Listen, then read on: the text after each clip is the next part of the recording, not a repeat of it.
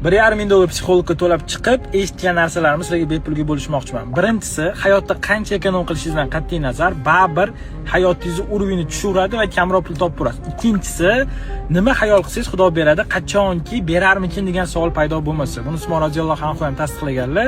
Alloh xayol qildirmaydigan narsani bermaydi deb aytganlar. Ya'ni nima xayol qilib turib Xudo beradi shu narsani desangiz, o'xshab ketaveradi. Uchinchisi, qancha energiyangiz ko'p bo'lsa, shunga yarasha ko'proq pul topasiz. Energiya qanaqa bo'ladi? Zaldan bo'ladi, pul topishingizdan bo'ladi. Qancha hayotda energiyangiz ko'proq bo'ladigan bo'lsa, shuncha daromadingiz ham oshib boraveradi. To'rtinchisi, o'zingizni hech qachon boshqalar bilan solishtirishingiz kerak emas. Chunki bu hayotda unikalniy odam sizsiz, sizni planlaringiz, shuning uchun hech kim siz bilan hech qachon teng bo'lmaydi. Va beshinchi, oxirgisi menga yoqgan tomoni, nimadir sotayotganda sotib olsam narxi tushib ketadi, men BUga ham loyiqman, men ishlatilganni ham ovuraman demaslik. Ya'ni har doim yaxshiga iloji boricha harakat qilish kerak. O'shanga yarasha energiya olasiz, o'shanga yarasha yangi narsalarni ishlatib,